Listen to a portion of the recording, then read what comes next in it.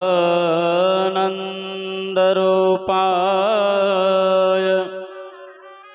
विश्वोत्पत्त्यादिहेतवे तापत्रविनाशाय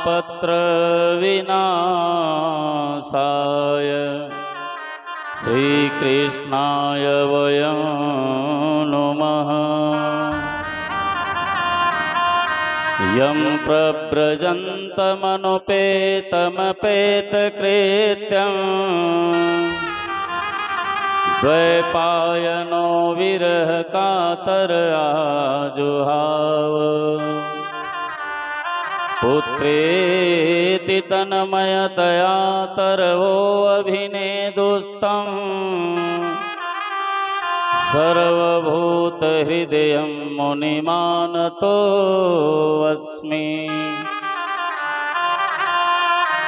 वंशी विभूषितकरान् नवनीरदाभात्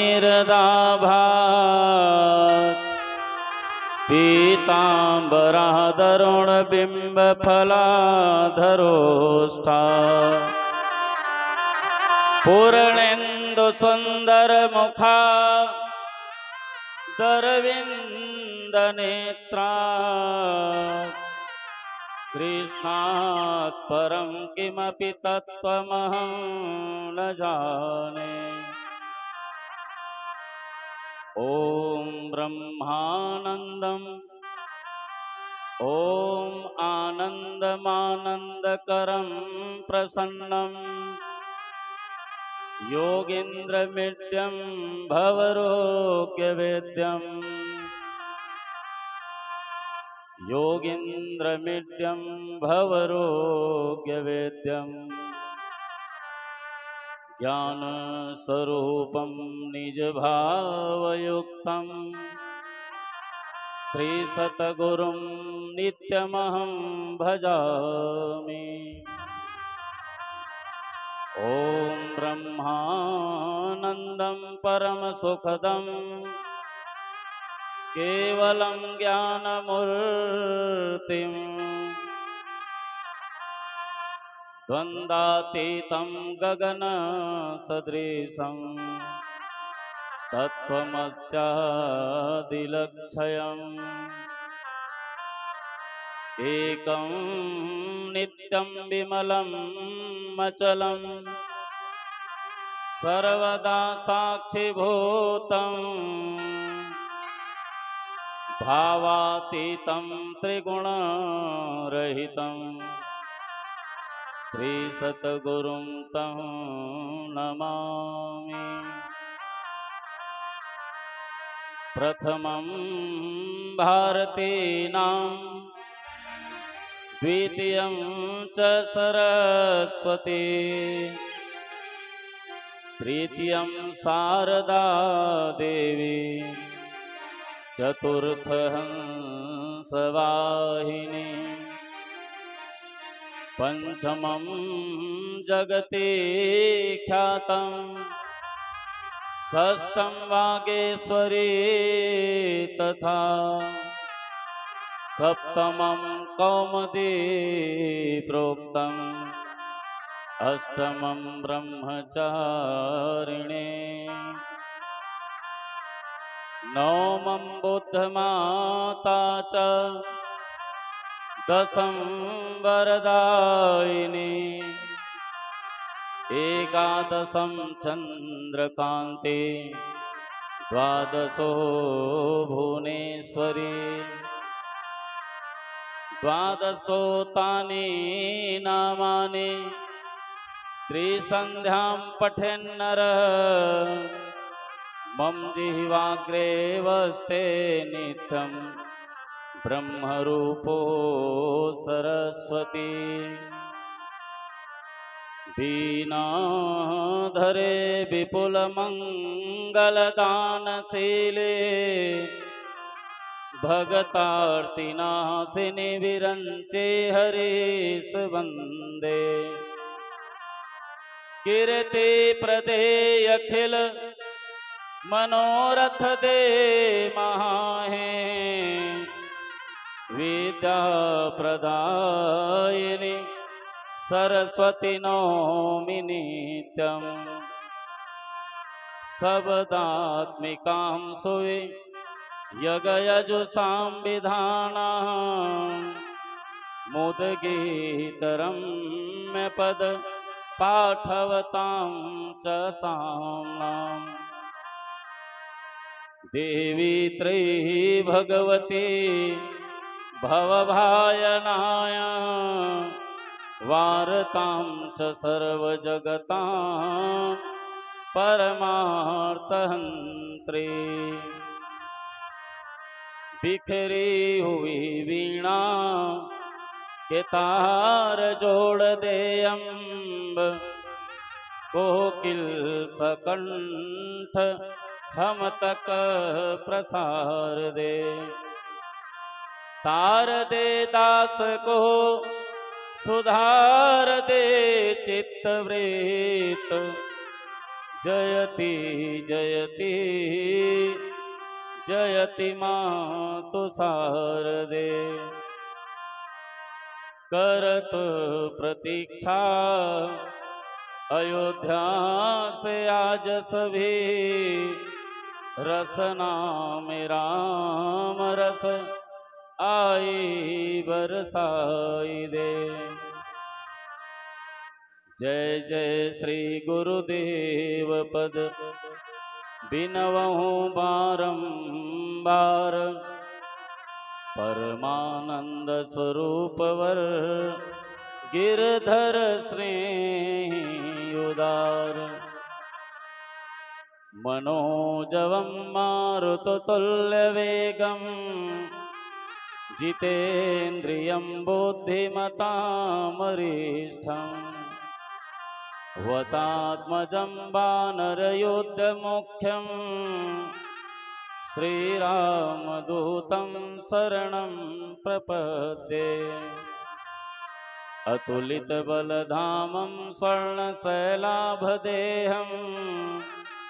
धनुजुवन कृशानं ज्ञानिनामाग्रगण्यम् सकलगुणनिधानं वानराणामधीशं श्रीरघुपति प्रियभक्तं वातजातं नमामि। भोले वृंदावन बिहारी लाल की, पवन सुत हनुमान की जय हो, उमापति महादेव की जय हो, संत श्री रामानुज महाराज की जय हो, बोले श्री वेदव्यास जी महाराज की जय हो, बोले श्री सुखदेव जी महाराज की जय हो, बोले ग्राम के समस्त देवी देवताओं की जय हो। आइए हम सभी लोग 2 मिनट भगवान नाम का संकीर्तन करें। तत्पश्चात परम पूज्य गुरुदेव भगवान की कृपा होगी, ग्राम के समस्त देवी देवताओं की कृपा होगी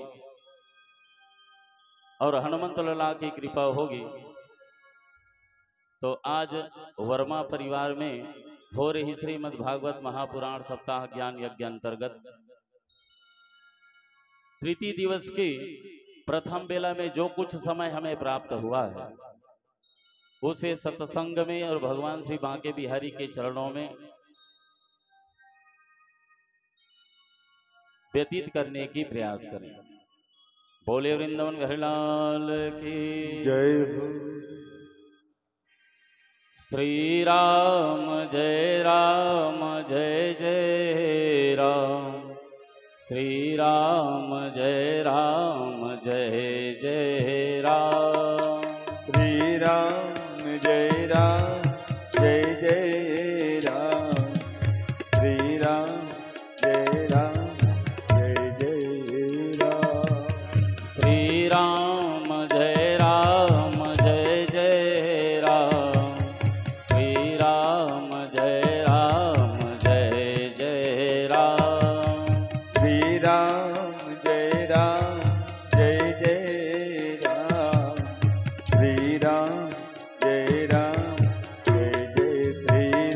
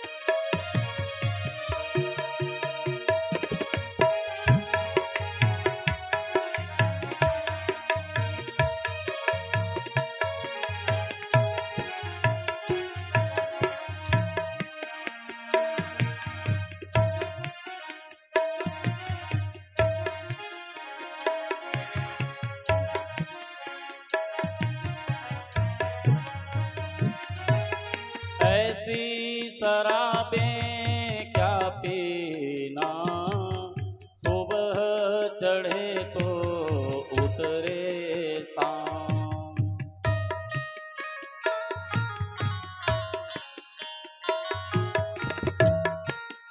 ऐसी शराबें क्या पीना, सुबह चढ़े तो उतरे शाम।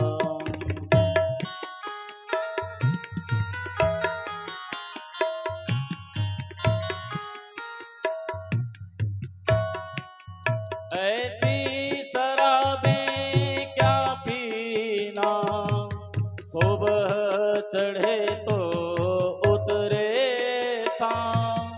ऐसी शराबें पीना क्या, सुबह पीना तो उतरे शाम। ऐसी शराबें क्या पीना, सुबह चढ़े तो उतरे शाम। ऐसी शराबें क्या पीना, सुबह चढ़े तो उतरे शाम। राम के नाम के पीले तो जाओ, राम के नाम के पीले तो जाओ। श्री राम जय राम जय जय राम। श्री राम जय राम जय जय श्री राम। श्री राम जय राम जय जय श्री राम। श्री राम जय राम जय जय राम। श्री राम जय राम जय जय राम। श्री राम जय राम जय जय श्री राम। श्री राम जय राम जय जय श्री राम।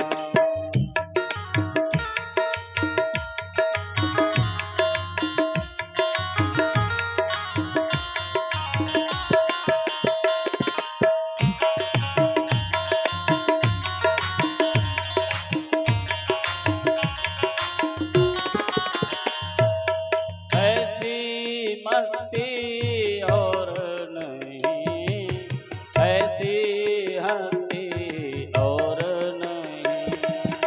ऐसी मस्ती और नहीं, ऐसी हस्ती और नहीं।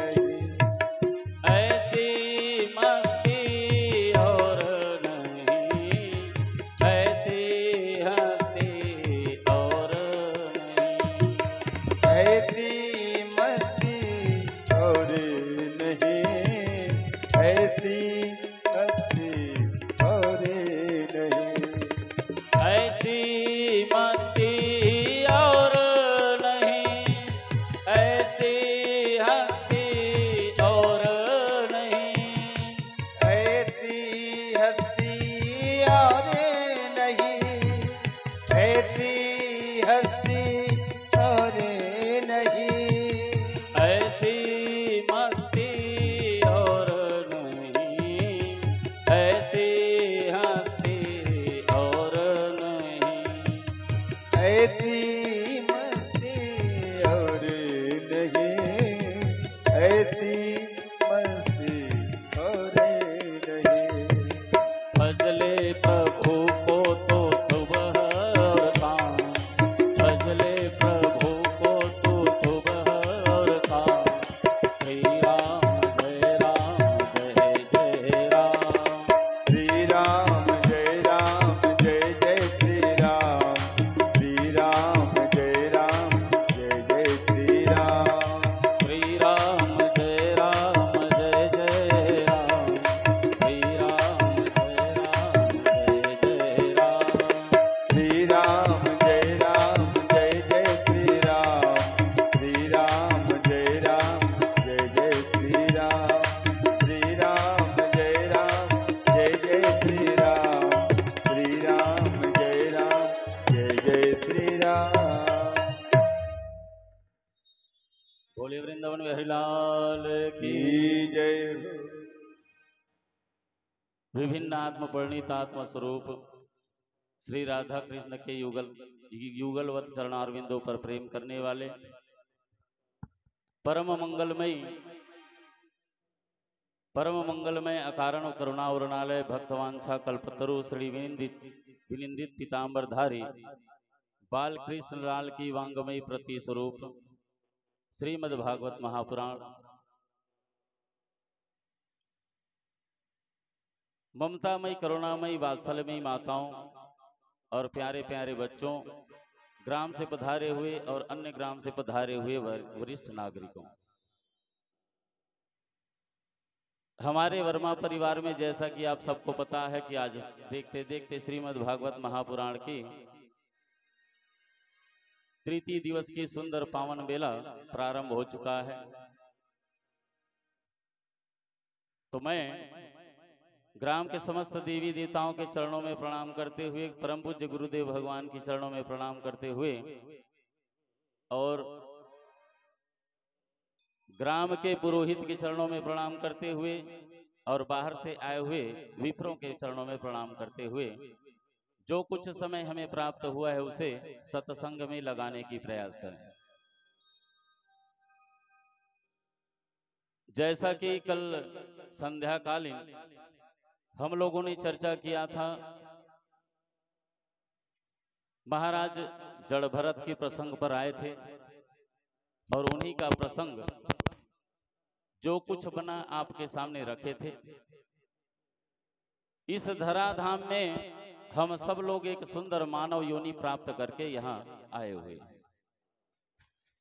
तो जैसे मनु और सदरूपा के द्वारा सुंदर सृष्टि का वर्णन हुआ था और मानव तन लेकर के तो हम मनु और सतरूपा के आदि माता पिता हैं और हम उनके बच्चे हैं। अब हम जब इस धराधाम इस पृथ्वी पर आ चुके हैं तो हमारा कुछ फर्ज बनता है। हमारा विवाह होता है, बाल बच्चे होते हैं और घर के काम में तो लगे ही रहते हैं, लेकिन हमारा और कुछ धर्म है, कर्म है जिसको करना अनिवार्य है। क्यों? क्योंकि 4,84,00,000 योनि में हमें और ना जाना पड़े, इसलिए इस मानव तन जो आखिरी स्टेज है उसको पार करके सीधा भगवान के चरणों में जाने की हर व्यक्ति की आशा होती है, मोक्ष प्राप्त करने की। और इस जीवन में जब इस धराधाम में हम आए हैं तो एक पग से दूसरे पग हमारा पैर तो बढ़ता ही है, बिना एक पग से दूसरे पग बढ़ाए बिना हमारा काम चलने वाला नहीं। और जब इस परिवार में रहते हुए हम लोग कई प्रकार के ऐसे कर्म करते हैं तो जाने में और अनजाने में हम भले सोचते हैं कि हम सत्कर्म कर रहे हैं, अच्छा कर्म कर रहे हैं, लेकिन चाहे जानकर हो चाहे अनजान में हो हमारे हाथों से कई प्रकार की पाप हो ही जाता है,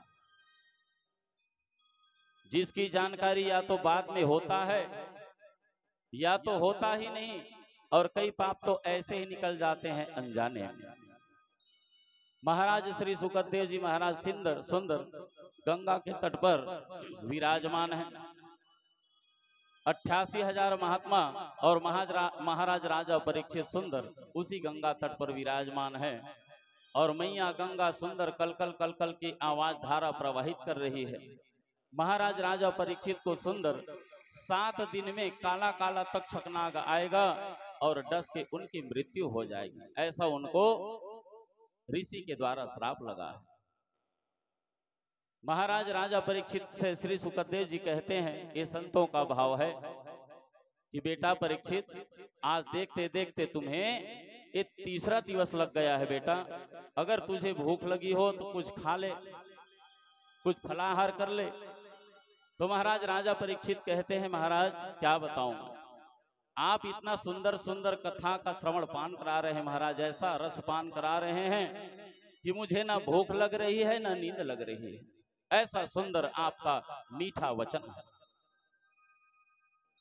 तो महाराज श्री सुखदेव जी राजा परीक्षित के पूछे हुए हर प्रश्नों का सरलता ढंग से उनका उत्तर प्रदान कर रहे हैं। महाराज राजा परीक्षित श्री सुखदेव जी से कहते हैं कि महाराज, इस धराधाम में आने के बाद जाने से अनजाने से कई प्रकार के हमारा पाप हो जाता है, तो इसके लिए हमें क्या करना चाहिए? तो महाराज श्री सुखदेव जी कहते हैं कि राजन, हमारे जीवन में कई प्रकार के पाप जान से अनजान में हो जाता है, तो उसके लिए प्रायश्चित है और पंच महायज्ञ हमारे शास्त्रों में बताया गया है। अगर हम रोज अगर इस पंच महायज्ञ को करें तो जान के हो चाहे अनजान में अगर कहीं हमारे से किसी प्रकार की पाप हो जाए तो भगवान उनको क्षमा प्रदान करते हैं। और 5 प्रकार के ये जो यज्ञ व्यक्ति को रोज करना चाहिए। जैसे माताएं सुबह उठती हैं, स्नान करती हैं और चूल्हा चौका देखती हैं। चूल्हा चौका देखती हैं तो जो छेना है, कंडा है और लकड़ी चूल्हा में ले जाकर के डाल देती हैं और उस छेने के कंडे के भीतर छोटी छोटी चींटियां, लकड़ी में छोटी छोटी चींटियां रहती हैं। अब उसको देखती नहीं, सीधा ले जाकर के चूल्हा में डाल देती हैं, तो वह भी उसके लिए पाप हो गया। तो पंच महायज्ञ में इसका निवारण लिखा है शास्त्रों में कि जैसे आपने सुंदर भोजन बनाया तो भोजन बनाने के बाद जो भोजन का पहला ग्रास है उसे अग्नि में, जिस चूल्हे में आप भोजन पका रही हो उसी चूल्हे में 1 ग्रास डाल दो भगवान अग्नि के नाम से। और आपका जो लकड़ी में या छेना में किसी भी प्रकार का जीव जंतु गया हो तो भगवान अग्निदेव उनको माफ कर देते हैं। और भोजन बन गया, अग्नि में डाल दिए, उसके बाद आपके घर में गौ माता है तो गौ माता को भी 1 ग्रास डालना चाहिए। चींटियों के लिए शक्कर रखना चाहिए और पक्षी और मछलियों के लिए पानी है और गीले आटा की गोली ऐसा बना करके इस महायज्ञ को पूर्ण करना चाहिए। तो जान के कहे चाहे अनजान में कहे, कोई भी अगर प्राप्त हो जाए तो पंच महायज्ञ के द्वारा उनका निवारण शास्त्रों में बताया गया है। महाराज राजा परीक्षित सुंदर श्री सुखदेव जी महाराज जी से पूछते हैं कि हे महर्षि, लोगों को जो ये ऊंची नीची गतियां प्राप्त होती है महाराज, उनमें इतनी विभिन्नता क्यों है? जैसे कोई गरीब होता है, कोई अमीर होता है, तो भगवान जब ऊपर से नीचे भेजते हैं तो इन सभी लोगों की जो गतियां हैं महाराज, इनको किसी को ऊंचा घर में किसी को नीचे घर में क्यों भेज देते हैं? तब श्री सुखदेव जी महाराज जी कहते हैं कि राजन, कर्म करने वाले पुरुष सात्विक होते हैं, राजसिक होते हैं और तामसिक होते हैं। और 3 प्रकार के इन राजसिक, तामसिक और सात्विक वृत्ति वाले तथा उनके श्रद्धा में भी भेद रहते हैं। इस प्रकार स्वभाव और श्रद्धा के भेद से अनेक कर्मों की गतियां भी भिन्न भिन्न हो जाती है और नरक की गतियां भी प्राप्त हो जाती है। जैसे आप कम पाप किए हो तो आपको कम सजा मिलेगी और ज्यादा पाप किए हो तो ज्यादा सजा मिलेगी।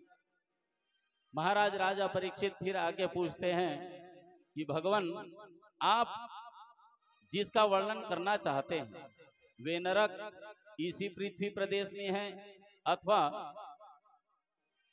त्रिलोकी से बाहर या उसके भीतर है? महाराज, मैं उसका वर्णन सुनना चाहता हूं।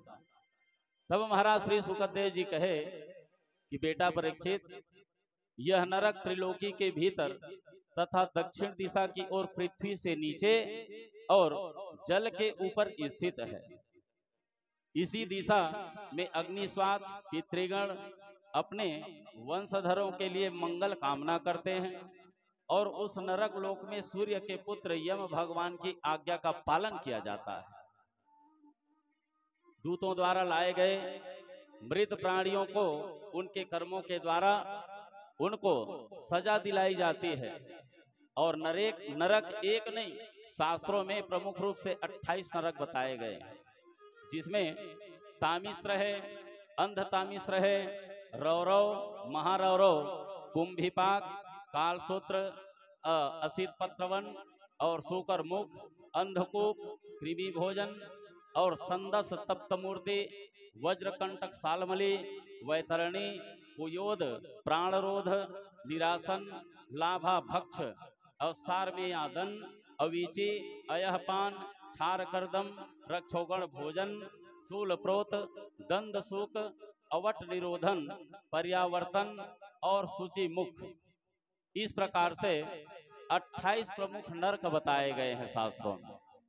नरक तो अनेकों है, गिना नहीं जा सकता, लेकिन प्रमुख रूप से यही है। और जिस व्यक्ति को ले जाया जाता है नरक में, तो जैसा उसके जीवन में पाप हुआ रहता है उसी के हिसाब से उनको डिवाइड किया जाता है, बांटा जाता है कि इनको कौन से नरक में भेजा जाए। महाराज श्री सुखदेव के 28 नरकों का वर्णन करने के बाद महाराज राजा परीक्षित फिर आगे प्रश्न पूछते हैं। क्या कहते हैं?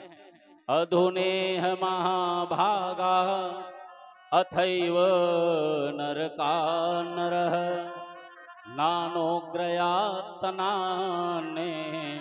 यातन में व्याख्या तुमर्हसि। महाराज राजा परीक्षित पूछते हैं कि हे महाभाग, अब मैं वह उपाय जानना चाहता हूं जिसके अनुष्ठान में मनुष्य को अनेकानेक यातनाओं के नरक में न जाना पड़े।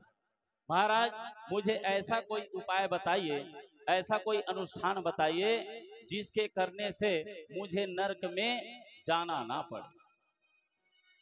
तब महाराज श्री सुखदेव जी कहते हैं कि राजन, कर्मणा कर्मनिर्हारो न याद्यांतिकम इष्यते अविद्यति करित्वात प्रायश्चितम विमर्शनम। अगर आपको नरक नहीं जाना है तो जितने भी आपके जीवन में पाप हुआ है, चाहे जाने से हो चाहे अनजान में हो, उसके लिए शास्त्रों में एक और उपाय बताया गया है, प्रायश्चित का। आपसे कहीं पाप हो गया और पाप होने के बाद आपको जानकारी मिल गई कि मुझसे यह पाप हो चुका है और आपको प्रायश्चित हो रहा है, दुख हो रहा है, तो उसके लिए भगवान के सानिध्य में खड़ा होकर के प्रायश्चित करो, प्रार्थना करो कि हे प्रभु, जो ये पाप मेरे जीवन में हुआ है अब दोबारा इस पाप को मैं पुनरावृत्ति नहीं करूंगा। अगर आप ऐसा संकल्प लेते हो, ऐसा प्रायश्चित करते हो, तो निश्चित रूप से भगवान आपको सहायता भी करेंगे और आपको सरलता से माफ भी कर देंगे। राजा परीक्षित ने कहा कि महाराज, पाप के प्रायश्चित करने पर पाप का नाश तो हो जाता है, परंतु पाप करने की जो वृत्ति है वो जाता नहीं महाराज, और बार बार पाप करने का मन लगता है। तब क्या करना चाहिए? तो श्री सुखदेव जी कहते हैं कि पाप करने की वृत्ति कौन तैयार करता है? हमारा मन। और जब तक के इस मन को, उस दिन और उदाहरण बताया था, जब तक के आप अपने मन को नहीं मारोगे डंडे से, उनको नहीं समझाओगे, तब तक के ये पुनरावृत्ति होता ही रहेगा। और मन मर गया, मन को आपने समझा लिया, तो जो पाप आपके जीवन में आगे होने वाला है वह होने वाला नहीं। महाराज श्री सुखदेव जी एक सुंदर आख्यान बताते हैं महाराज अजामिल की। महाराज श्री सुखदेव जी कहते हैं कि सुनो राजा, मैं आपको बहुत प्राचीन आख्यान बताता हूं। एक बहुत बड़ा राज्य है कन्नौज में, वहां एक सुंदर ब्राह्मण दासीपति अजामिल रहता था। ये अजामिल महाराज ब्राह्मण कुल में जन्म लिया और ब्राह्मण की जो वृत्ति है वह सुंदर करता था, और ब्राह्मण कुल में जन्म लेने के बाद भी उसका पतन भी हो गया। तो महाराज राजा परीक्षित कहे कि ये तो बताइए महाराज, वो ब्राह्मण कुल में जन्म लेने के बाद अजामिल महाराज वो तो धर्मवान कर्मवान रहे होंगे, फिर उनका पतन कैसे हो गया? तो महाराज श्री सुखदेव जी कहते हैं कि अजामिल ब्राह्मण कुल में जन्म लिया और इनके जो पिता हैं वो बहुत बड़े प्रकांड विद्वान थे, 4 वेद 6 शास्त्र 18 पुराण के विद्वान थे। और ब्राह्मणों में ये ज्ञान तो होना ही चाहिए, हर ब्राह्मण बालक। ब्राह्मणों के 6 कर्म बताए गए हैं, त्रिकाल संध्या करना, यज्ञ करना और कराना, दान देना, दान लेना, विद्या पढ़ना और विद्या पढ़ाना, ऐसे 6 कर्म बताए गए हैं। और जिसके जीवन में ये 6 कर्म नहीं है, समझो ब्राह्मण से च्युत हो चुका है। कोसह कुंजर विप्राणां वेदुर्भंग धनुर्धर गायत्री सर्वमयि सय्याते ब्राह्मण रण गर्जिता। महाराज अजामिल प्रातः काल उठते और उनके जो पिता हैं, उनके पिता का रोज का काम था स्नान करने के बाद सुंदर अपने वेदों का पाठ करते और सुंदर कुटिया में बैठ करके यज्ञ हवन किया करते थे। ये अजामिल महाराज का रोज का नित्य नियम था कि अपने पिता के यज्ञ के लिए, हवन के लिए जंगलों में जाते और जंगलों में जा करके सुंदर समिधा, पुष्प, फल, पत्ता जो भी बनता वो अपने पिता के लिए लाया करते थे। रोज का नित्य नियम था। महाराज अजामिल एक दिन जंगल में गया समिधा लाने के लिए, पत्र पुष्प फल लाने के लिए। तो अचानक महाराज समिधा तोड़ते तोड़ते उनकी नजर उसी जंगल में पड़ गया जिस जंगल के भीतर गणिका कोई पराय पुरुष को आलिंगन कर रही थी। और उस पराय पुरुष को आलिंगन करते देख लिया महाराज अजामिल, और देखते देखते उनका जो मन है उसी में रम गया, बिगड़ गया।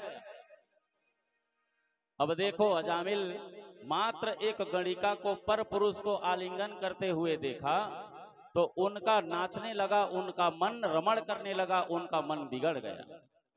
तो सोचो, आज हम टीवी में, धारावाहिक में, फिल्मों में क्या क्या नहीं देखते। आज तो हमारे हिंदू धर्म को छोड़ करके और अन्य धर्म के लोग हिंदू धर्म को बिगाड़ने के लिए और कई प्रकार की अश्लीलता फैला रहे हैं टीवियों में, धारावाहिक में, फिल्म में। और आज हमारी माताएं बहनें उसी को बैठ करके देखती हैं, भाई लोग देखते हैं। तो सोचो, अजामिल महाराज मात्र एक बार वो जंगल में देखा उस गणिका को पराय पुरुष के साथ में और उनका मन खराब हो गया।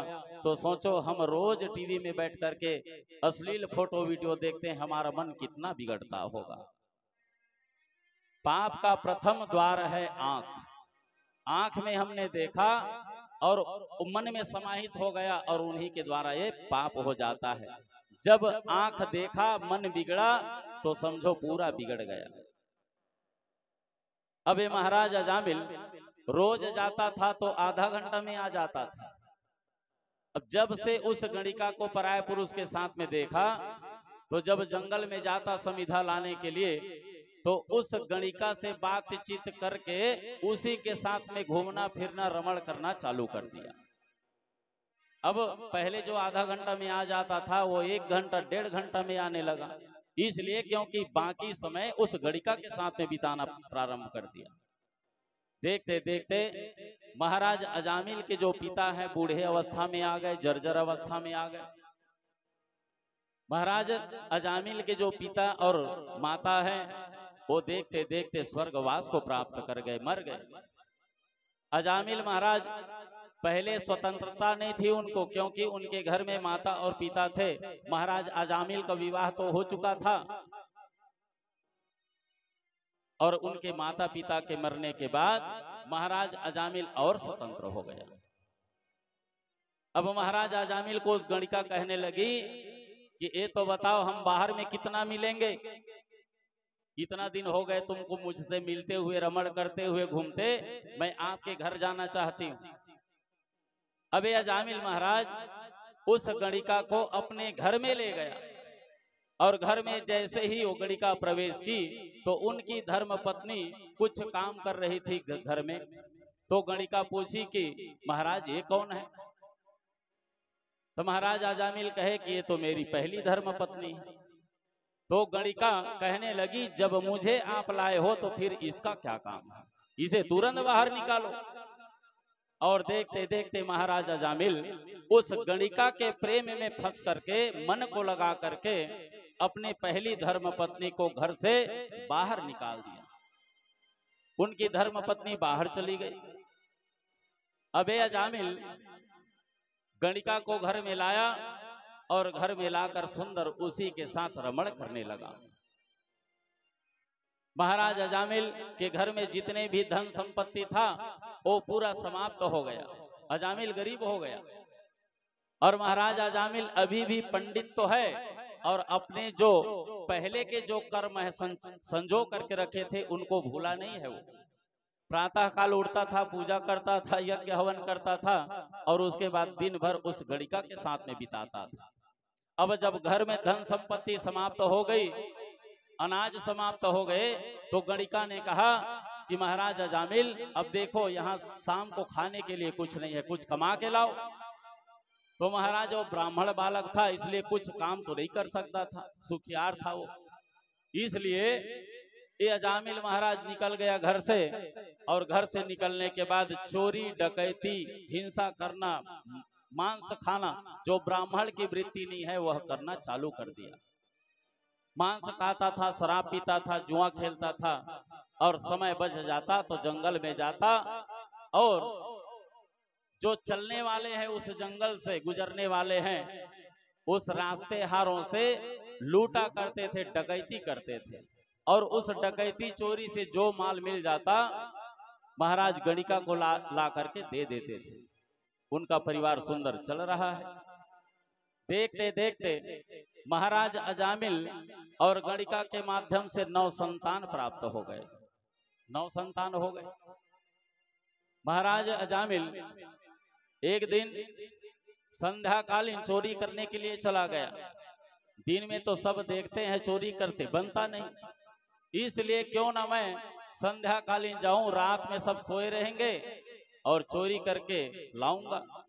ये सोच करके संध्याकालीन महाराज अजामिल अपने घर से भोजन किया और भोजन करके निकल गया।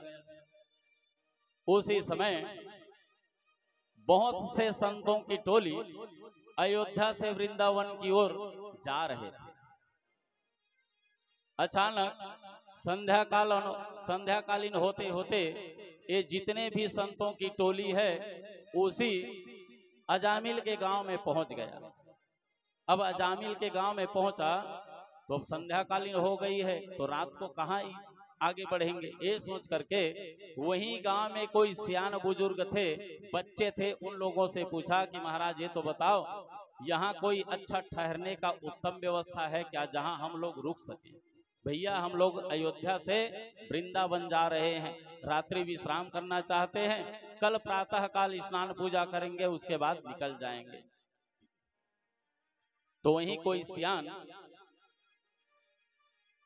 मजाक करने वाला था और मजाक ही मजाक में वह सियान उन संतों को कह दिया कि महाराज इस गांव के आखिरी छोर में जाना, महाराज पीपल का पेड़ है, पीपल के पेड़ के सामने ही अजामिल महाराज का घर बना हुआ है, वो अच्छा धर्मवान कर्मवान है, उनके घर में जाओगे तो आपको अच्छा प्रसादी की व्यवस्था होगी, आपका पूरा इंतजाम कर देगा।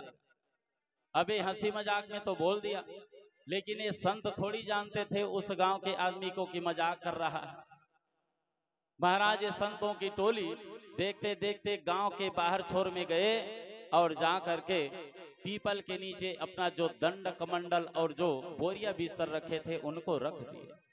वहीं पर फिर पूछे कि यहाँ अजामिल का घर कहाँ है। किसी ने बताया कि महाराज ये जो दिख रहा है ना, यही अजामिल का घर है महाराज। इन संतों का जो मुखिया था, वह मुखिया महाराज अजामिल के घर में चला गया। दरवाजा लगा हुआ था, दरवाजा लगा था तो संगड़ को हिलाया, और जैसे ही संगड़ को हिलाया तो वहां से गणिका निकली। गणिका जैसे ही निकली तो देखती क्या है कि मेरे घर के सामने पीपल वृक्ष के नीचे बहुत से 30-40 संत लोग आए हैं और उनका जो मुखिया है मेरे द्वार में खड़ा है। उस संत से पूछी कि बताइए महाराज कैसे आना हुआ है, आप मेरे द्वार में कैसे आए हो। तो संत कहने लगा, देवी हमने सुना है अजामिल महाराज यही रहते हैं। तो उस गणिका ने कहा, हाँ महाराज यही रहते हैं, मेरे पति हैं। तो उस संत ने कहा कि देवी हम रात्रि विश्राम करना चाहते हैं, 20-30 हमारी टोली है और हम चाहते हैं कि यही रात्रि विश्राम करें और आपके घर में सुंदर प्रसादी भोजन प्राप्त करें। जैसे ही इतना सुनी गणिका के आंखों में आंसू आ गए और कहने लगी, क्या बताऊं महाराज, आप तो ऐसे घर में आए हो और मैं ऐसी पुंसली नारी हूं, गणिका नारी हूं कि महाराज मैं अपवित्र हूं और अपने हाथ से मैं आपको भोजन बना करके भी नहीं खिला सकती, ऐसा मेरा दुर्भाग्य है। महाराज वो जो साधु था पश्चाताप करने लगा, कहां कहां किसने मुझे इस द्वार पर भेज दिया। अब जब चलो ठीक है देवी ऐसी बात है तो हम और कोई दूसरा व्यवस्था देखते हैं, ये सोच करके जब वह साधु लौटने लगा तो गणिका उनको रोक ली और रोक करके कहने लगी, महाराज कोई बात नहीं, ठहरो, मेरे हाथ से मैं आपको गीली भोजन तो नहीं करा सकती, लेकिन आपको निराश नहीं करूंगी महाराज। आपको मैं बर्तन दे देता हूं भोजन बनाने के लिए और सूखा शेर सुविधा दे देती हूं, आप उसे ग्रहण करिए और जितने भी 20-30 की टोली है आप सुंदर रात्रि भोजन करके प्रसादी आप पा लीजिए। मैया गणिका अंदर गई और भीतर जाने के बाद सुंदर उन 30-40 संतों के लिए शेर सीधा निकाली और जैसे ही शेर सीधा निकालने के बाद सुंदर वह साधु उस शेर समान को लिए और 30-40 की जो टोली है वहां जाकर के सुंदर अपना पकवान भोजन जो भी बनाया।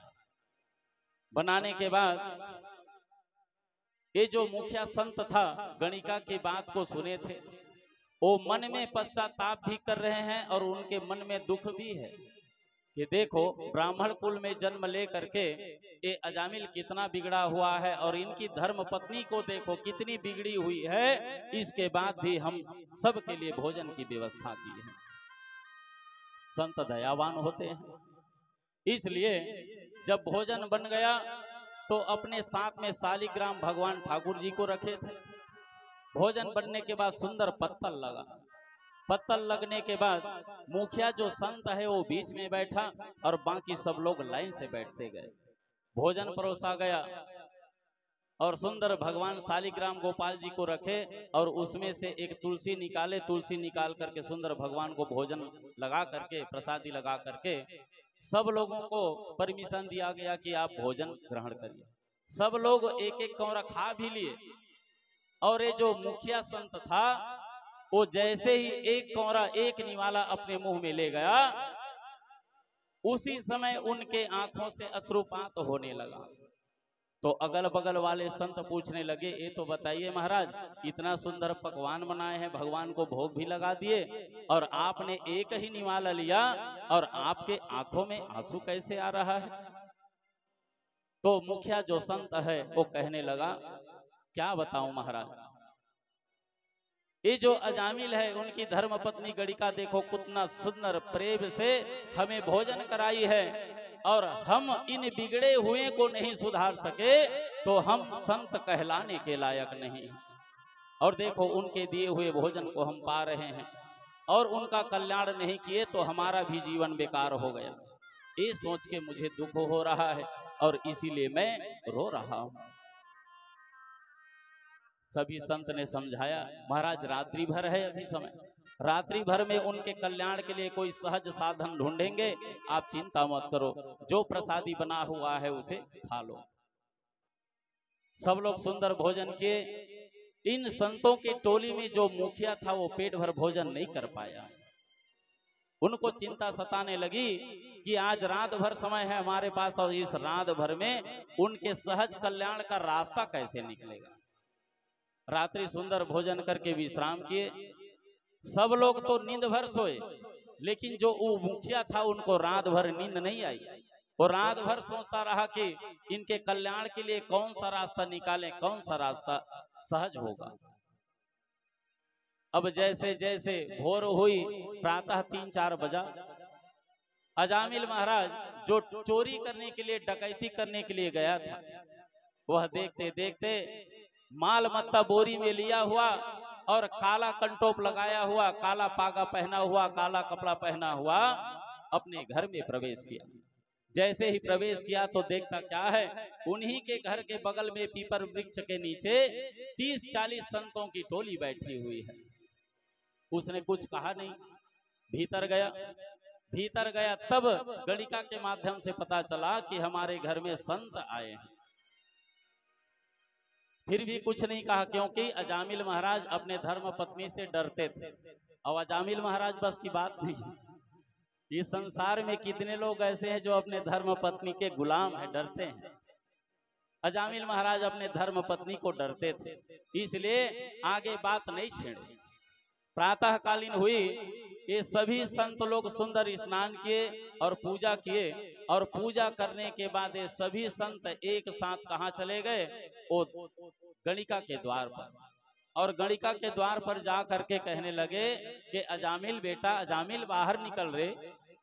अजामिल महाराज जब बाहर निकले तो अजामिल से महाराज संतों ने कहा, बेटा हम तुम्हारे घर में प्रसादी पाए हैं, भोजन पाए हैं रात्रिकालीन। अब ब्राह्मणों को भोजन कराने के बाद दक्षिणा देने का एक विधि है बेटा शास्त्र में। तो एक काम करो, अब भाई भर पेट भोजन तो कर लिए हैं, अब कुछ दक्षिणा हो जाए। तो अजामिल महाराज कहे, देखो महाराज, एक तो तुम लोग सब मिल करके मेरे पूरा 30-40 दिन का जो भोजन होता वो सब एक साथ ठूस लिए हो, और इतना बड़ा बात हो गया फिर भी सभी तक मैं कुछ बोला नहीं हूँ। और आपके हाथ में जो डंडा कमंडल और बोरिया बिस्तर आपके हाथ में, उसको भला समझो, नहीं तो मैं लूटपाट करने वाला हूँ, ये भी छीन लेता मैं तुमसे। ये समझो कि यही तुम्हारा दक्षिणा है कि मैं तुमको छोड़ दिया हूँ। अब उसके पीछे पीछे गणिका निकल गई, क्या बात है, क्या हो गया, क्या विवाद हो रहा है? तब महाराज संतों ने कहा कि देवी आप जानती हो कि पंडितों को भोजन कराने के बाद दक्षिणा दिया जाता है, और मैं दक्षिणा बस मांग रहा हूं और तुम्हारा पति हमारे ऊपर भड़क रहा है। तो गणिका कही कि अरे सुन तो लो कि दक्षिणा में क्या चाहता है, पहले सुन लो उसके बाद बात करो। तो ये संतों की टोली में जो मुखिया था कहने लगा कि महाराज हम आपसे दक्षिणा के रूप में कोई पैसा वैसा नहीं मांग रहे हैं, चिंता मत करो, आपसे कोई धन दौलत, कोई संपत्ति, पैसा, लक्ष्मी नहीं मांग रहे हैं। तो अजामिल कहे फिर क्या मांग रहे हो? तो संतों ने कहा कि देखो आपकी धर्म पत्नी, आपके यहाँ 9 संतान हो चुके हैं, अब 10वां आपकी धर्म पत्नी गर्भवती है, आप दक्षिणा के रूप में हमें कहीं प्रदान करना चाहते हो, तो आने वाले जो 10वां संतान है उसका नाम आप नारायण रख देना। बस यही समझो, नारायण रखोगे, हम 30-40 संतों का दक्षिणा हो गया बेटा। अब अजामिल कहता है ये हमारा बालक है, अरे इसका कुछ भी नाम रखे, तुमको इससे क्या मतलब? और नियम है, देखो पंडितों से आप पंचांग दिखवाओगे तो मुहूर्त और नक्षत्र और समय और तिथि के अनुसार से पंडित जी लोग नाम निकालते हैं, वो तो राशि का नाम हो गया। लेकिन शास्त्र में ऐसा भी मत है कि उन पंचांग से लिए हुए नाम को छोड़ करके माता का भी एक अधिकार होता है कि माता अपने स्वयं एक नाम और रख सकती है। तो गणिका कहने लगी, अरे दक्षिणा के रूप में नाम बख्श तो मांग रहा है, तुमको नाम रखने में क्या है? चलो ठीक है महाराज, हमारा जो 10वां संतान होगा उसका नाम हम नारायण रख देंगे। ये संत है जो गणिका के 10वां पुत्र के नाम नारायण रखवा दिया। और एक हम लोग हैं जो हमारे घर में कोई संतान हो जाता है, हम तो ब्राह्मण है भैया, पंचांग देखने वाले, हम खुद देख लेंगे, लेकिन अन्य लोगों की बात करूं तो महाराज के पास नहीं जाएंगे, वो क्या बाबूलाल कैलेंडर को देख लेंगे, अपने हिसाब से नाम धरवा देंगे, इंटू पिंटू पिट्टू इंटू चिंटू क्या क्या नाम रखवा देंगे, जिसका भगवान से कोई तालमेल नहीं है, दूर दूर से कोई तालमेल नहीं। तो बताइए उस बेटे का नाम लोगे तो क्या आपका कल्याण होगा? नहीं होगा। अरे ऐसे ही बैठ करके भजन नहीं कर सकते, भगवान का नाम नहीं ले सकते, तो कम से कम आपके होने वाले संतान का तो नाम भगवान का नाम रख दीजिए। और मेरे घर में मैं अपना प्रैक्टिकल बता रहा हूँ, मेरे पिताजी भले पढ़े लिखे कम थे, बड़े भैया का नाम तीरथ प्रसाद दुबे, तीर्थ यात्रा से जोड़ दिया। उसके बाद जो उसका छोटा है वो मोहन भैया, भगवान कृष्ण का एक नाम है। उसके बाद मैं आया गिरधर प्रसाद दुबे, मेरा भी भगवान से जुड़ा हुआ है। मेरे से जो छोटा है द्वारिका प्रसाद दुबे, वो भी द्वारिकाधीश के नाम से जुड़ा हुआ। मैं नहीं कहता कि मेरे पिताजी बस समझदार हैं, मैं कहता हूँ आप सब समझदार हैं, लेकिन थोड़ी सी गलती करते हैं। तो महाराज नारायण नाम रखवा दिया, और ये सभी जो संत हैं देखते देखते वहां से अपने टोली उठाए और टोली उठा करके वृंदावन की ओर चलने पड़े। इधर देखते देखते कुछ दिन के बाद अजामिल के यहाँ सुंदर एक बालक उत्पन्न हुआ, जिनका नाम रखवा दिया नारायण। अब नारायण जैसे ही पैदा हुआ, देखते देखते साल भर, 2 साल, 3 साल का हो गया, बढ़ गया 4-5 साल का हो गया। ये अजामिल कहीं से भी चोरी करके डकैती करके कुछ भी करके आते हैं।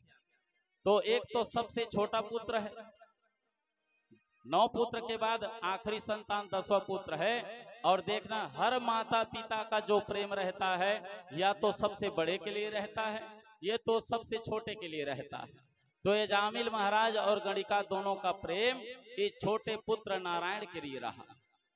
तो हमेशा पानी भी मंगवाता तो बेटा नारायण पानी ला रे, कोई सामान मंगवाना रहता तो बेटा नारायण फलाना ला रे।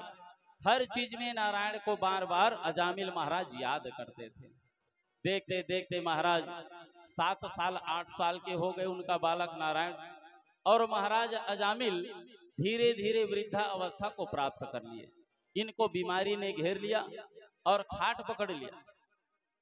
और कुछ दिन के बाद जब इनका अंत समय आने लगा, सांस घुरघुराने लगा, गले में कफ जम गया और यम के द्वार से उनके लिए घंटी बज गई।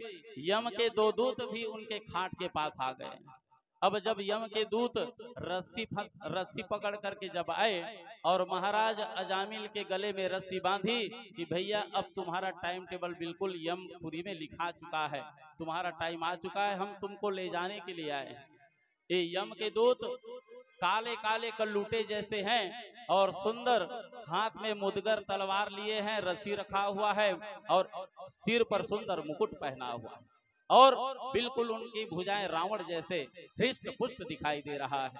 महाराज अजामिल आंखें बंद किया हुआ है और आंखें बंद किए हुए में ही इनको यम के 2 दूत उनके खाट के सामने दिखाई दे रहे हैं। और जैसे ही यमदूत उनके खाट के पास आया तो महाराज अजामिल डर के मारे जोर जोर से चिल्लाने लगा, बेटा नारायण बचाओ रे तू कहाँ है रे। अब देखो अपने बेटे को चिल्ला रहा है कि बेटा आकर के मुझे बचा देगा, और ये जो बेटा है वो बेटा कहाँ है, वो घर के बाहर अपने मित्रों के साथ में खेल रहा है। ये अजामिल डर के मारे बार बार चिल्लाना चालू कर दिया, बेटा नारायण मुझे बचाओ, कोई मुझे मारने आया है, मेरे गले में रस्सी फांद रहा है। और जैसे ही नारायण चिल्लाने लगा तो नारायण उनका जो बालक था वह तो नहीं आया, लेकिन साक्षात भगवान नारायण के 4 दूत वहां पर उपस्थित हो गए। और सुंदर जैसे भगवान विष्णु शंख चक्र गदा पद्म लिए हुए रहते हैं, वैसे ही चतुर्भुज हाथ में शंख चक्र गदा पद्म लिए हुए हैं। और महाराज भगवान नारायण के दूत वहां पर पहुंच गए और पहुंच करके कहने लगा, अरे तुम इसको कहां ले जा रहे हो, तुम्हारा इसमें कोई अधिकार नहीं है। अब यम के दूत कहते हैं कि इनका पाप का जो घड़ा है फूट चुका है, इन्होंने अपने जीवन भर पाप किया है, दुष्कर्म किया है, चोरी किया, डकैती किया, ब्राह्मण के घर में जन्म लेने के बाद जो शराब मांस को हाथ नहीं लगाना चाहिए वो सब कर्म कर चुका है। इनका घड़ा अब पाप से भर चुका है और हम इसको लेने के लिए आए हैं। महाराज यम के दूत ले जाना चाहते हैं और भगवान नारायण के जो दूत है उनको ले जाने नहीं देते। सर्वे पद्म पला साक्षा पीत कौसेयवास सह किरीटिन कुंडलिने लसत पुष्कर मालिनः। सुंदर नारायण के जो दूत हैं वो कानों में कुंडल पहने हुए हैं, पांव में पैजनी है, हाथ में कंगन है, कमर में करधनी है। भगवान विष्णु जैसे दिखते हैं वैसे ही इनके दूत हैं। यम के दूत कहते हैं कि महाराज आप हमें ले जाने नहीं दे रहे हो, ये अति पापी है, इसको जीने का अधिकार नहीं है, ये अपात्र है, जीने के लायक नहीं है। लेकिन विष्णु के दूत कहते हैं अजामिल भले पापी है पर अंतिम समय में तो नारायण का नाम लिया है ना, इसलिए तुम इसको नहीं ले जा सकते। और भगवान का नाम इतना पतित पावन है भैया, जिसका वर्णन तो कल्पना में भी नहीं किया जा सकता। भाव कुभाव अनख आलस हूँ, नाम जपत मंगल दिशि दस हूँ। भगवान का नाम इतना पवित्र है, जैसे आग को आप जान करके छू दो तो भी जलाएगा, क्योंकि आग का काम ही है, उनका वृत्ति है जलाना। आप जान के छुओगे तो भी जलाएगा और अनजान में छुओगे तो भी वह जलाएगा। वैसे ही हमारे भगवान का नाम है, चाहे आप भाव से लो चाहे कुभाव से लो, लेकिन भगवान का नाम आपको पवित्र करके ही छोड़ेगा। ब्रह्म राम ते राम बड़ वरदायक वरदानी, रामायण सतकोटि महा लिए महेश जिय जाने। नाम प्रभाव जान शिवनी को, हाल कूट फल दिन अमी को। अब जैसे ही भगवान नाम का गाथा महाराज नारायण के दूतों ने गाया, तो यमदूतों से कहा ये तो बताओ किसको ले जाना चाहिए किसको नहीं ले जाना चाहिए। पापी तो है लेकिन अंतिम समय में भगवान नारायण का नाम लिया है। ये तो बताओ, तुम लोग यमराज महाराज के दूत हो, तो यम को धर्मराज कहा जाता है। क्या तुम लोगों को धर्म की शिक्षा मिला है? कभी धर्म क्या है जानते हो? धर्म क्या है पहले इसकी व्याख्या करके मुझे बताओ, तब मैं जानूंगा कि आप धर्म के अनुसार ही इनको ले जाने के लिए आए हो। तब यमदूतों ने कहा, हाँ महाराज, हम धर्म की व्याख्या जानते हैं।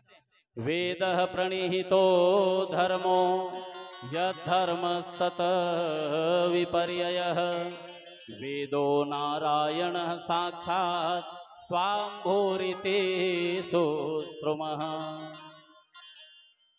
महाराज यम के दूत ने कहा, वेदों में जिनको निहित माना गया है, जिसको लिखा गया है कि नहीं करना, उसको नहीं करना चाहिए महाराज।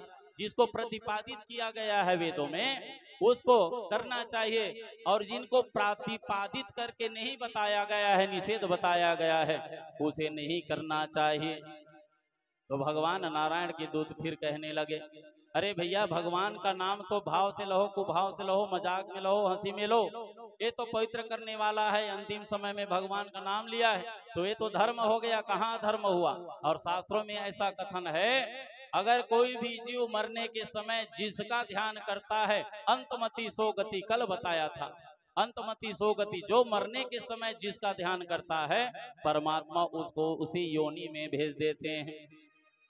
सांकेत्यम परिहास्यम वा स्तोभम हेलनमेव वा, वैकुंठ नाम ग्रहणम शेषघरम विदुः। तुम लोग धर्मराज के दूत हो भैया, भले धर्म के नाम पे पढ़े हो वेद, लेकिन आपको सही सही में धर्म का ज्ञान नहीं है, वेदों का ज्ञान नहीं है। बस इतनी आशीष जीवन की, जो लेकर नाम आ जाए, प्रीति करो उस राम से, जीवन अयोध्या बन जाए। ऐसे पवित्र हैं हमारे प्रभु के नाम। यमराज के दूतों ने कहा कि महाराज, अब तो लगता है हम इसको ले जा ही नहीं पाएंगे, ये तो बिल्कुल अड़ के खड़ा हो चुका है। जब परेशान हो गए यम के दूत, नारायण के दूत उनको ले जाने ही नहीं दिए, तब हार करके यम के दूत कहाँ चले गए? यमराज के धर्मराज के पास। और धर्मराज के पास जैसे ही गए तो खाली हाथ आए हुए देख करके धर्मराज ने कहा, भैया तुम लोग तो अजामिल का टिकट काटने गए थे, कैसे खाली हाथ बिल्कुल रस्सी को हिलाते आए हो?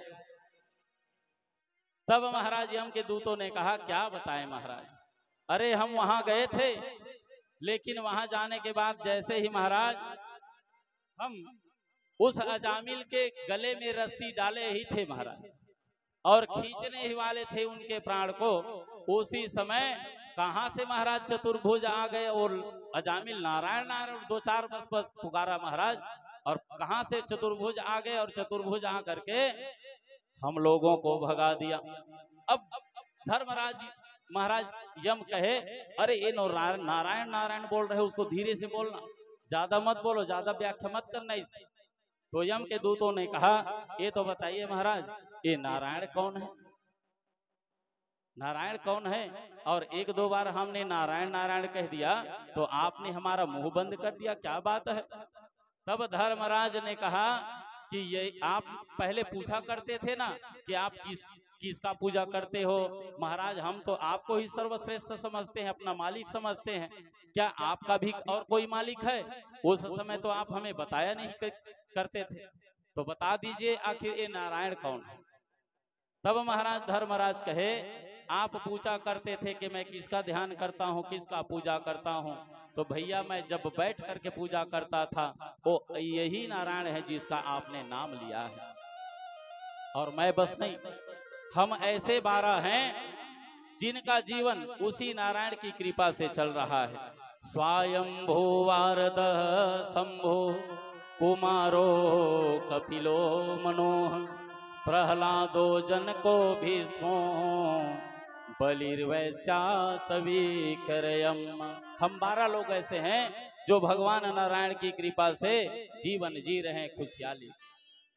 और नारायण नारायण इस कारागार में कहीं बोल दोगे ना, और कहीं कारागार में जितने भी पाप करके आए हैं और इन लोगों को कहीं पता चल गया कि नारायण नारायण नाम लेने से मुक्ति हो जाती है, तो ये सब लोग आज से ही नारायण नारायण करना चालू कर देंगे और इनकी पोस्टिंग स्वर्ग में हो जाएगी। तो हम यहाँ क्या ड्यूटी देंगे?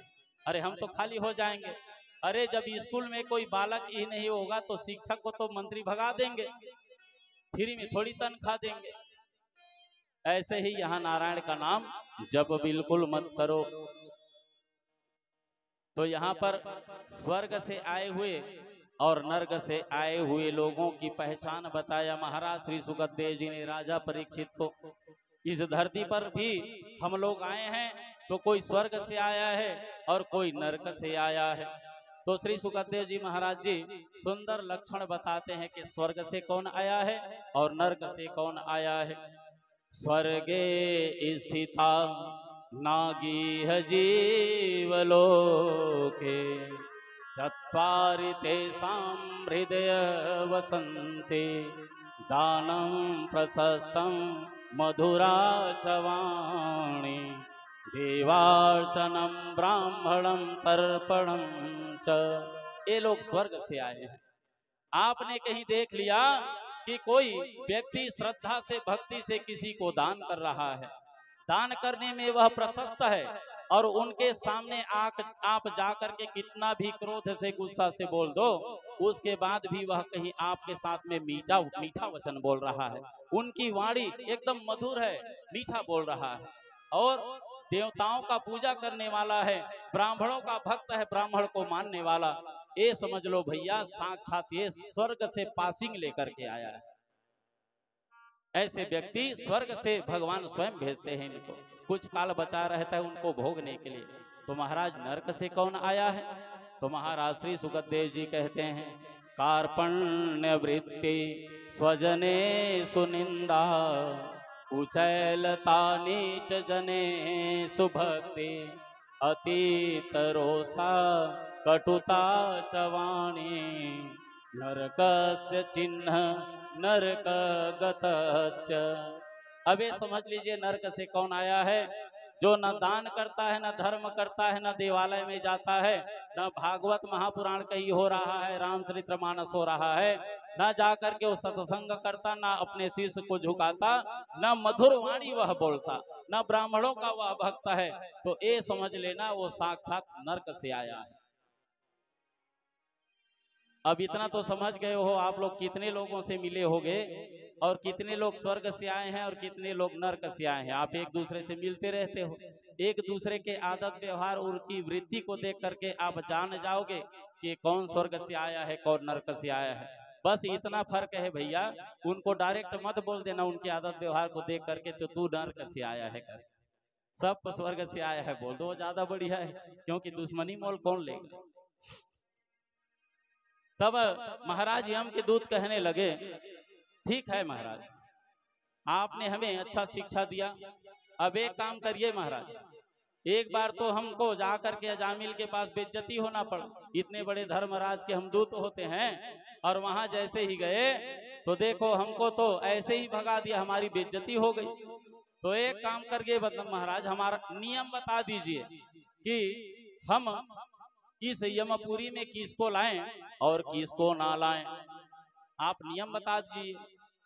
तब महाराज धर्मराज कहे, सुनो, मैं जिसको नियम में बता रहा हूँ लाना है उसी को लाना है, और जिसको मैं नहीं लाना है बोल रहा हूँ उसको नहीं लाना है। तो श्री सुखदेव जी महाराज जी कहे, जीवा न भक्ति भगवत गुण नाम ध्येयम चेतस्य स्मरति तस चरणारविंदम कृष्णाय नो नमति यक्षीर एकदापि तानान यथवसतो अकृत विष्णु कृत्या। जो भगवान बांके बिहारी के चरणों में शीश नहीं झुकाता, भागवत भगवान जो साक्षात बांके बिहारी है उनके सानिध्य में नहीं आता, उनका पूजा नहीं करता, और जो हमेशा पाप ताप में डूबा रहता है, अगर आपने देख लिया, उनको निरीक्षण कर लिया, तो ऐसे व्यक्ति को भैया कभी नरक में लाना इसी को। और जो हमेशा दान धर्म कर्म में डूबे हुए हैं, भगवान की भक्ति कर रहे हैं, ब्राह्मण भक्त हैं और सुंदर मधुर वाणी का उपयोग करते हैं, ऐसे लोगों को बिल्कुल छोड़ देना, धोखा से भी मत लाना। क्यों? ये सब नारायण के भक्त हैं। अबे अजामिल महाराज, जब यम के दूत और नारायण के दूत के बीच में जो संवाद चल रहा था, ये सब वो चादर ओढ़े ओढ़े आंख बंद किए हुए पूरा सुन रहा है। जान गया कि मैं जीवन भर पाप किया और यम के दूत मुझे फांसी लगा करके मेरे प्राण को हर करके ले जाने वाले थे, और आज देखो ये जो साक्षात भगवान नारायण है उनके दूत ने आकर के मुझे बचा लिया। क्यों? मैं मरने के समय इस खाट पर पड़े पड़े अपने बेटे नारायण को याद किया, और साक्षात भगवान जो कृपालु नारायण हैं, साक्षात अपने दूत को भेज करके मेरी प्राण की रक्षा की। ये पश्चाताप उनके मन में होने लगा। आज मैं अपने बेटे समझ करके नारायण को पुकारा, और सच में कहीं उस नारायण को याद करता तो पता नहीं मेरे साथ क्या हो जाता। ये पश्चाताप में महाराज अजामिल डूब गया, और डूबने के बाद अपना घर द्वार सब छोड़ दिया और हरिद्वार के पास गया, और गंगा तट में जाकर के अजामिल महाराज देखते देखते उसी भगवान नारायण का ध्यान करने लगा, और ध्यान पूजा जप तप करते हुए देखते देखते अपने प्राण का त्याग उसी गंगा तट पर कर दिया। जैसे ही प्राण का त्याग किया तो भगवान नारायण के पार्षद विमान लेकर के आए, और विमान लेकर के महाराज अजामिल को साक्षात अपने विमान में बैठा करके ले गए। जिस समय महाराज अजामिल को पार्षद लोग ले गए तो सब लोगों ने सुंदर पुष्पों की वर्षा करी। बोले वृंदावन बिहारी लाल की जय। आगे महाराज राजा परीक्षित पूछे श्री सुखदेव जी से, ये तो बताइए महाराज, ये अजामिल कौन था और ये गणिका कौन थी? इसके पूर्व जन्म में ऐसा कौन सा कर्म किया था जिसके कारण अजामिल को ये चोरी डकैती व्यभिचार में डूबना पड़ा और गणिका का सहयोग लेना पड़ गया? तब महाराज श्री सुखदेव जी कहे कि अजामिल पूर्व जन्म में एक महात्मा था। पूर्व जन्म में अजामिल महाराज बहुत बड़े महात्मा थे और जंगल में तपस्या कर रहे थे। तपस्या करते करते बहुत दिन बीत गया, बरसात भी आ गई, वर्षा होने लगी। वर्षा होने लगी, ठंड का दिन था, और जब वर्षा हुई तो ये महाराज जो अजामिल पूर्व जन्म में संत था, इनका शरीर पानी में, जाड़ में, ठंड में ठिठुर करके अकड़ गया। अब अकड़ा हुआ था, इधर से जो एक गणिका थी, पूर्व जन्म में बहुत बड़े राजा की कन्या राजकुमारी थी। ये राजकुमारी जंगल में घूमने के लिए आई, और घूमने के लिए आई तो रथ में चढ़े चढ़े ही उस संत को देखी, और देखते ही क्या है कि वो जो संत जो तपस्या में लीन है, उस जाड़ में, उस वर्षा के पानी में इसका शरीर अब बिल्कुल समाप्त होने वाला है, ठंड के मारे अकड़ चुका है। ये सोच करके ये राजकन्या क्या की, रथ से उतरी, और रथ से उतर करके उस संत के प्राण की रक्षा के लिए उस संत को अपने बाहों में भर ली, उनको आलिंगन कर लिया। और जैसे ही आलिंगन की तो वो संत का जो शरीर है वो धीरे धीरे गर्म हो गया, और गर्म जैसे हुआ तो धीरे धीरे उस संत को होश आ गया, और आंखें खोल करके देखता क्या है कि एक राजकुमारी आकर के मुझे अपने बाहों में पकड़ी हुई है, आलिंगन की हुई। ये संत ने सोचा कि इनके मन खराब है और इनके मन खराब है इसीलिए मेरे पास ये आलिंगन की हुई है। ये सोच करके महाराज ये संत ने ना सोचा ना विचारा ना बात किया। क्या किया महाराज संत ने कि ऐ राजकुमारी, तुम मेरे तपस्या को इतने दिन का जो तप कर रहा था वो पूरा तपस्या तुमने भंग कर दिया, मेरा जीवन बर्बाद कर दिया, तो जाओ मैं तुम्हें श्राप देता हूं, तुम गणिका हो जाओ। तो उसी दिन से ये जो राजकुमारी थी दूसरे जन्म में गणिका वेश्या बनी। जब बिना सोचे विचारे इस संत ने इस गणिका को वेश्या होने का श्राप दे दिया, तो एक गणिका ने भी उस संत को श्राप दिया कि महाराज देखो, एक तो मैं राजकुमारी हूं और तुम्हारा प्राण भी जाने वाला था, और तुम्हारे प्राण को बचाने के लिए मैं आकर के आपको विशुद्ध रूप से आलिंगन की हूं महाराज, और आपका प्राण भी बच गया, और आपने बिना सोचे विचारे ही मुझे श्राप दे दिया। तो जाओ मैं आपको श्राप देता हूं, जब तक के आपका और मेरा संसर्ग नहीं होगा तब तक के तुम्हारा उद्धार नहीं होगा। तो यही महाराज अजामिल है पूर्व जन्म के संत, और गणिका थी पूर्व जन्म की राजकुमारी। महाराज श्री सुखदेव जी सुंदर राजा परीक्षित का कथा का श्रवण पान करा रहे हैं। बोले वृंदावन बिहारी लाल की। एक भजन के बाद आगे की कथा। श्री राधे गोविंदा मन भजले हरि का प्यारा नाम। जय नंद लाला जय गोपाला, जय नंद लाला जय गोपाला। श्री राधे गोविंदा मन भजले हरि का प्यारा नाम है। श्री राधे गोविंदा मन भजले हरि का प्यारा नाम है। गोपाला हरि का प्यारा नाम है, नंदलाला हरि का प्यारा नाम है। गोपाला हरि का प्यारा नाम है, नंदलाला हरि का प्यारा नाम है। श्री राधे गोविंदा मन भजले हरि का प्यारा नाम है। श्री राधे गोविंदा मन भजले हरि का प्यारा नाम है।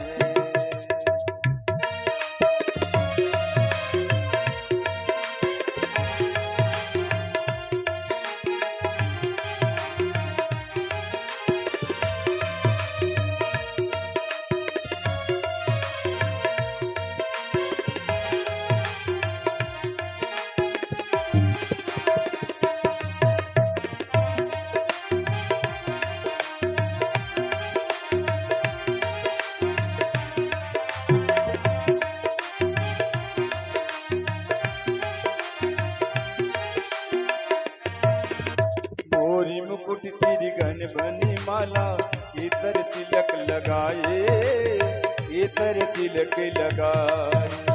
मोरी मुकुट तेरी गन बनी माला, इतर तिलक लगाए, इतर तिलक लगाए।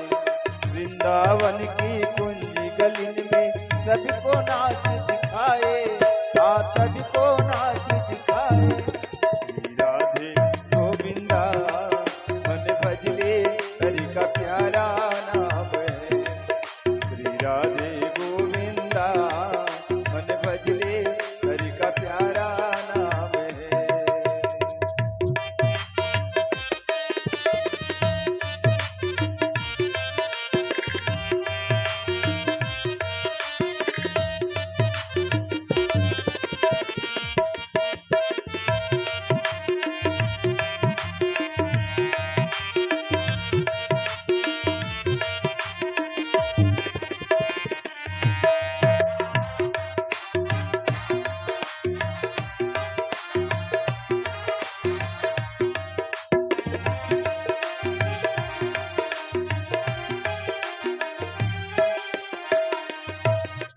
यमुना किनारे धेनु चराए, माधव मदन मुरारी, माधव मदन मुरारी।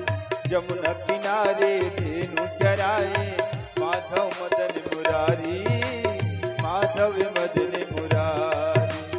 मधुर मुरलिया श्याम बजावे, मधुर मुरलिया श्याम बजावे। हरि ले तुझ बुझ तारी, हाँ हरि ले तुझ बुझ तारी। श्री राधे गोविंदा मन भजरे हरि का प्यारा नाम है। श्री राधे गोविंदा मन भजरे हरि का प्यारा नाम है।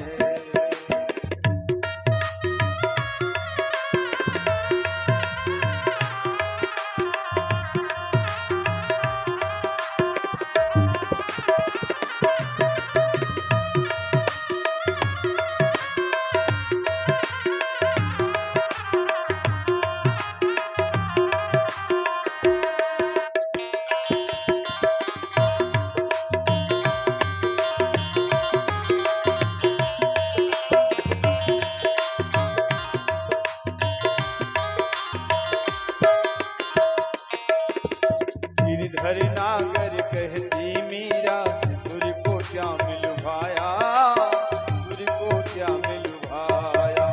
गिरधर नागर कहती मीरा, तुझको क्या मिलुभाया, तुझको क्या मिलुभाया। पुकारा में और नाम देव जी, पुकारा में और नाम देव जी। विठल विठल गाया, हाँ विठल विठल गाया। श्री राधे गोविंदा मन भजरे हरि का प्यारा नाम है। गोपाला हरि का प्यारा नाम है, नंदलाला हरि का प्यारा नाम है।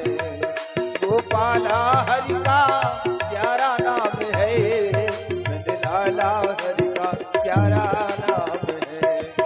श्री राधे गोविंदा मन भजरे हरि का प्यारा नाम है। श्री राधे गोविंदा मन भजरे हरि का प्यारा नाम है। जय नंदलाला जय गोपाला, जय नंदलाला जय गोपाला। श्री राधे गोविंदा मन भजरे हरि का प्यारा नाम है। मन भजरे हरि का प्यारा नाम है, मन भजरे हरि का प्यारा नाम। बोल कृष्ण भगवान की जय। बोले वृंदावन बिहारी लाल की जय। महाराज राजा परीक्षित श्री सुखदेव जी महाराज जी से फिर प्रश्न किए और कहा कि महाराज अब आगे स्वयंभू मनवंतर में देवता असुर सर्प मनुष्य और पशु पक्षी आदि की सृष्टि कैसे हुई, महाराज मैं यह कथा का श्रवण पान करना चाहता हूँ। तो महाराज श्री सुखदेव जी कहे कि राजन, प्राचीन बरही के 10 पुत्र हुए। जैसे ही 10 पुत्र हुए तो महाराज ये समुद्र में चले गए थे। समुद्र से जैसे ही बाहर निकले तो बाहर निकल करके देखते क्या है कि इनके पिता के निवृत्ति परायण होने के बाद जब समुद्र से निकलते ही देखते क्या है कि समुद्र के बाहर में घनघोर वृक्षों की लताएं दिख रही हैं। चारों तरफ जमीन खाली नहीं है, बस वृक्ष ही वृक्ष। तो ये 10 बरही के पुत्र ने क्या किया, अपने तप के प्रभाव से और क्रोध से, देखो अब हम आगे सृष्टि करना चाहते हैं और पूरा पृथ्वी में समुद्र के किनारे पूरा वृक्ष ही वृक्ष, पेड़ पौधे दिखाई दे रहे हैं। ये सोच करके ये 10 पुत्र ने क्रोध में लाल बाल हो करके, गुस्से में, क्रोध में अपने मुख से कोई हवा निकाले वायु के द्वारा और किसी के मुंह से अग्नि प्रज्वलित होने लगा। और देखते देखते समुद्र के उस पार में जितने भी पेड़ पौधे वृक्ष थे सबको तबाह करने लगे, जलाने लगे।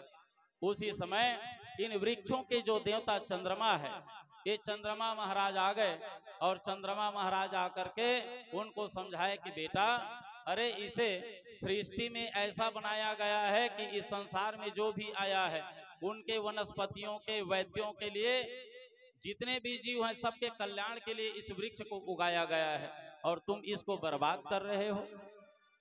तो बहुत देर तक के समझाए, समझाने के बाद कहा तुम एक काम करो, सृष्टि करना चाहते हो तो जाओ, इस पेड़ पौधों को नुकसान पहुंचाओगे तो क्या तुम्हारा सृष्टि हो पाएगा? तुम्हें सृष्टि करने के लिए और आगे बढ़ना होगा। ये सोच करके चंद्रमा महाराज उनको समझाए और समझा करके प्रमलोचा अप्सरा की कन्या को उनको प्रदान कर दिए। और जैसे ही प्रमलोचा कन्या अप्सरा की कन्या को प्रदान किए तो महाराज ये प्रमलोचा अप्सरा की कन्या को लेकर के फिर अपने गृह द्वार में गए। वहां जाने के बाद इन्होंने मानसिक सृष्टि की, और मानसिक सृष्टि की तो मानसिक सृष्टि में पूरा तीनों लोक भर गया, लेकिन वो आगे और नहीं बढ़ पाया। आगे नहीं बढ़ पाया तो ये अब तपस्या करने का विचार किया। ये सोच करके महाराज ये जो प्राचीन बरही के जो पुत्र प्रचेता हैं, ये सभी लोग क्या किए, संकल्प सृष्टि करने के बाद जब नहीं बढ़ा तो ये दक्ष तप करने के लिए विंध्याचल पर्वत में चला गया, जहां अघमर्षण नाम का तीर्थ है। उस तीर्थ में जा करके महाराज हंसगुह नाम का स्तोत्र जो 12 श्लोक में है, इसका ये स्तुति करने लग गया। और स्तुति करने के बाद भगवान नारायण इनकी स्तुति और तप से प्रसन्न हो करके भगवान नारायण स्वयं वहां प्रकट हो गए और प्रसन्न हो गए, और प्रसन्न हो करके पंच जन प्रजापति की जो कन्या है आसक्नी उनको प्रदान कर दिए, और कहा कि बेटा तुम आज से संसर्ग के माध्यम से आगे सृष्टि करोगे, और उनको सुंदर आशीर्वाद प्रदान कर दिया।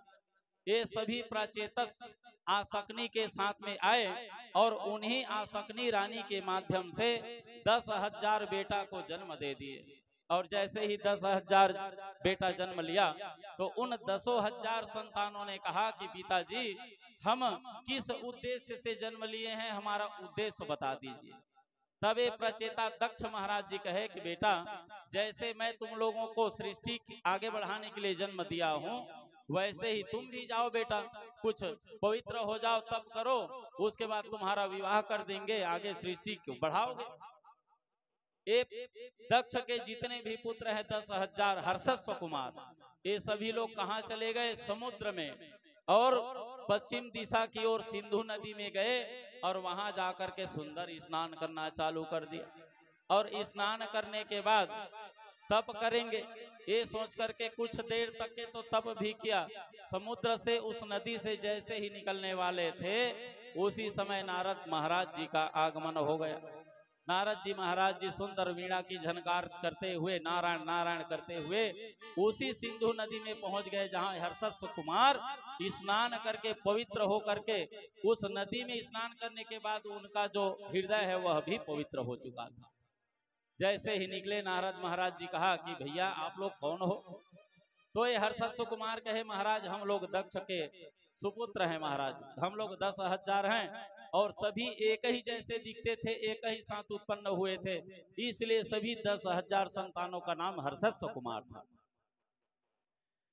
तो ये तो बताइए यहाँ इस नदी में स्नान करने के बाद क्या करोगे?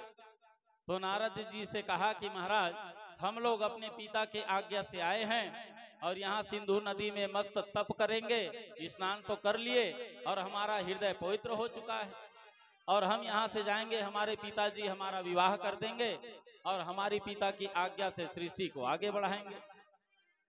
तब नारद जी महाराज जी कहे ठीक है बेटा, ये तो बता इस धरती के इस छोर से उस छोर को तू जानता है, कभी घूमा है? तो ये हर्षस्व कुमार कहने लगे महाराज हम तो अभी राजमहल से निकल के सीधा पश्चिम दिशा में सिंधु नदी में स्नान करने आए हैं, अभी तो हमने धरती भी नहीं घूमा, किसी को देखा भी नहीं। तब नारद जी कहे कि बेटा तुम इस धरती में अभी तक एक बार परिक्रमा नहीं किए हो, किसी का हाल चाल भाव वेश कैसे रहना चाहिए, क्या करना चाहिए, कुछ जानकारी नहीं है तुमको, तो यहाँ से जाओगे तुम्हारे पिताजी विवाह कर देंगे, तुम संतान कैसे उत्पत्ति करोगे, सृष्टि को कैसे आगे बढ़ाओगे, तुम तो कुछ जानते ही नहीं। तो ये हर्षस्व कुमार कहे तो बताइए महाराज क्या करें? तो महाराज नारद कहे चलो ठीक, इतना नहीं जानते मैं समझ गया, लेकिन मैं तुम्हारे आगे सृष्टि में काम आने वाला ऐसा 2-3 प्रश्न पूछता हूं, अगर तुम इस प्रश्नों का उत्तर सही ढंग से दे देते हो तो मैं आगे तुमको कुछ नहीं पूछूंगा, तुम अपने पिताजी के पास जाना, विवाह करवा लेना, सृष्टि को आगे बढ़ाना। तो ये हर्षस्व कुमार सिंधु नदी में स्नान करने के बाद पवित्र, शुद्ध और सरल हो चुके थे। उन्होंने कहा ठीक है महाराज, आप जो पूछना चाहते हैं पूछिए, हम उनका उत्तर आपको प्रदान करेंगे। तब महाराज हर्षस्व कुमार को नारद जी महाराज जी कहे, सबसे पहला बेटा प्रश्न, ऐसा कौन सा देश है जहां एक पुरुष रहता है, इसको पहले बता दो। अब ये हर्षस्व कुमार एक दूसरे से बात करने लगे, ऐसा कौन सा पुरुष है भैया, ऐसा कौन सा देश है जो एक पुरुष रहता है। तो महाराज नारद जी से कहे कि महाराज 5 मिनट हो गया सोचते सोचते, हमें जानकारी नहीं है महाराज, आप ही बता दीजिए। तब नारद जी ने कहा अभी प्रश्न बाकी है। दूसरा प्रश्न फिर किए महाराज नारद ने कि कहा कि बेटा ऐसा कौन सी गुफा है जिसमें एक बार प्रवेश तो मिलता है लेकिन वहां से कोई वापस आता नहीं है। फिर 5 मिनट हर्षस्व कुमार सोचे, नहीं जाने तो फिर नारद से कहा कि महाराज ये प्रश्न का उत्तर भी हमें मालूम नहीं है। महाराज नारद ने फिर तीसरा प्रश्न पूछा कि ऐसी कौन सी चक्र है बेटा जो हर समय हमारे सिर के ऊपर मंडराता रहता है। ये हर्षस्व कुमार हार गए, तीनों प्रश्न का उत्तर नहीं दे पाए। जब तीनों प्रश्न का उत्तर नहीं दे पाए तो नारद महाराज ने उनके पास शर्त रखा था, अगर मेरे प्रश्नों के उत्तर तुम नहीं दे पाओगे तो मैं जो कहूंगा उसके हिसाब से आपको चलना पड़ेगा। तो हर्षस्व कुमार कहे ठीक है महाराज, हार तो गए हैं, आपके प्रश्नों का उत्तर नहीं दे पाए, आप जैसा कहोगे वैसे ही करेंगे। महाराज नारद उस समय ठाकुर तो नहीं था लेकिन उनके सिर को मुंडवाया गया और जैसे स्वयं महाराज वीणा की धुन लगाते नारायण करते हैं वैसे ही वो हर्षस्व कुमार 10,000 संतान को साधु बना दिया। अब जैसे ही महाराज दक्ष को पता चला तो दक्ष को बहुत दुख, उनके हृदय को आहत पहुंचा। उन्होंने कहा देखो, मैं अपने 10,000 संतान को सृष्टि के लिए उत्पत्ति किया था और ए नारद स्वयं तो गृहस्थ जीवन में जी नहीं रहा है तो दूसरे के संतान के सुख को क्या जानेगा। और इन्होंने मेरे 10,000 संतान को बैरागी बाबा बना दिया, साधु बना दिया। लेकिन ज्यादा दुख नहीं हुआ, मन में सोचा चलो कोई बात नहीं, भगवान नारायण के ही तो सेवक बनेंगे, भक्त बन गए, साधु बन गए, कोई बात नहीं। ये सोच करके अपने मन को ढाढ़स बंधाया और बाद में कुछ दिन के बाद जब 10,000 संतान उनके साधु बन गए, कुछ दिन बीता, फिर सृष्टि का क्रम आगे बढ़ा तो महाराज दक्ष और आसग्नि के माध्यम से 1,000 सबला